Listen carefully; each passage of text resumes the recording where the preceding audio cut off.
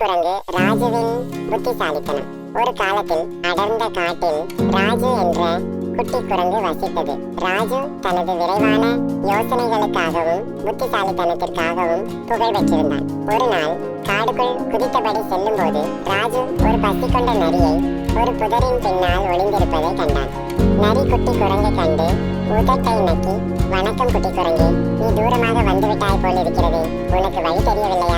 அருகே வா, நான் உனக்கு வழி காட்டுகிறேன் என்றான். ராஜு ஆபத்தை உணர்ந்து விரைவாக யோசித்தான். அவன், ஆமாம் நரி அண்ணா, நன்றி.